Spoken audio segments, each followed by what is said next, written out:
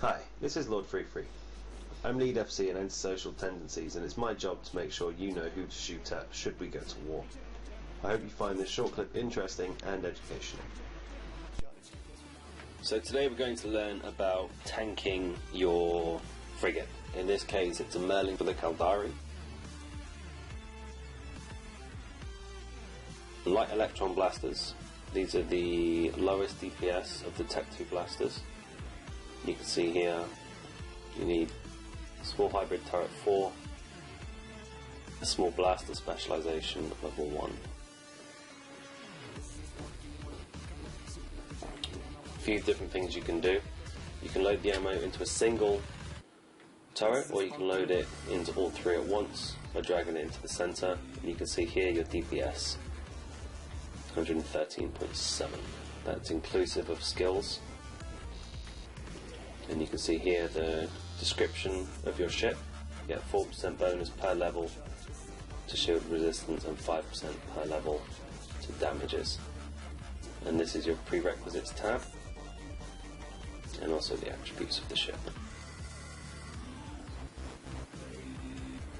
Always ensure your ships never leave the station, never undock without a fully insured ship. Reason for this is if you run into difficulty or if you get blown up, then you'll at least recover some part of your monetary project or your ship. Magnetic field stabilizers. You can see here the skill requirements for them. You need weapon upgrades level 4. You'll notice the DPS go from 113 to 140. And of course, you'll notice the fitting requirements.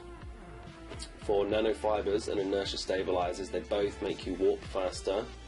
The main difference being inertia stabilizers will simply make you warp faster, nothing else. They make your ship more agile. You can see here by the inertia modifier. Nanofiber internal structures, or nanos, these increase your speed and your warp time, but they also reduce your hull, or structure as some people call it, hit points, as you can see here, from 500 down to 320.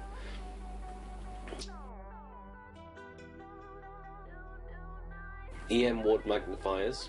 Okay, these are passive defenses, they do not use any capacitor. You need shield upgrades level 1, I believe, to use the Tech 1 variant, and level 4 for the Tech 2. If you notice, it takes it up to 56%. That's inclusive of my skills and also the ship bonuses. You'll notice the shield extenders from 625 hit points to nearly 2000 hit points. The Tech 1 require shield upgrades level 2, I think, and the Tech 2 obviously level 4.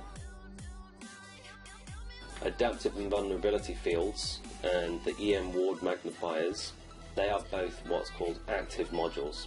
You'll see the adaptive, as the name suggests, adapts all 4 resistances, whereas the EM ward field simply does EM, so your photon. You have 10 seconds per cycle, and you can see here your capacitor is used up. Afterburners, 1 MN afterburner for frigate class vessels. You can highlight here.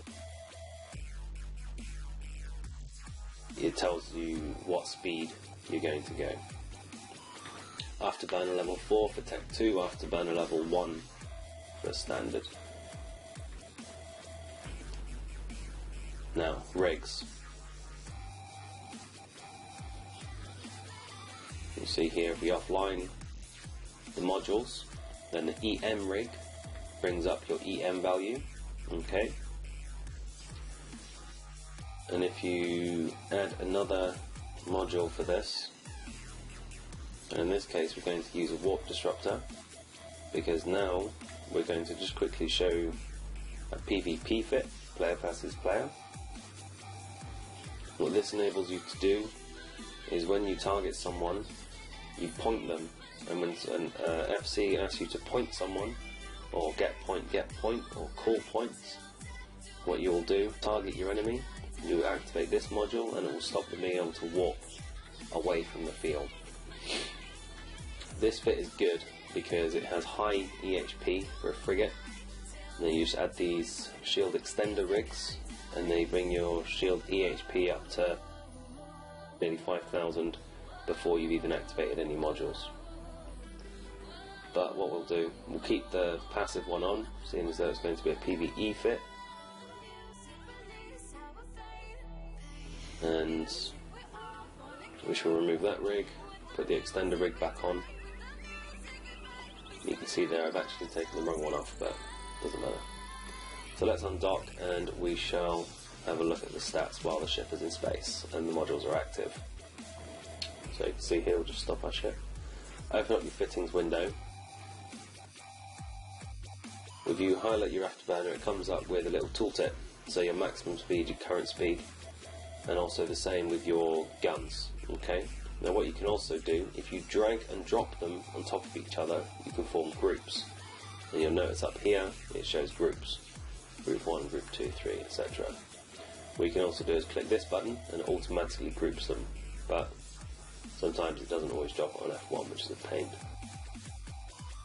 Activate your invulnerability field and you'll notice that the 30% that it says it takes off, it doesn't add 30%. It removes 30% of the deficit.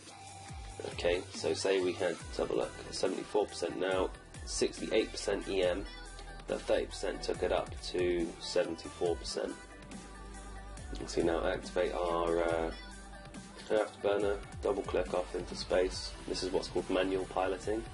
You can see there's a rifter here, this guy's been fighting around all day outside station. Just lock him up. Because what you do here with PvP is you'll lock your target up, you'll get to the range you want to fight at. Now typically blasters are for short range DPS warfare, you know, you get right up, brawling as some people called. But in high sec you have safety, so enable safety, partial safety and disabling safety.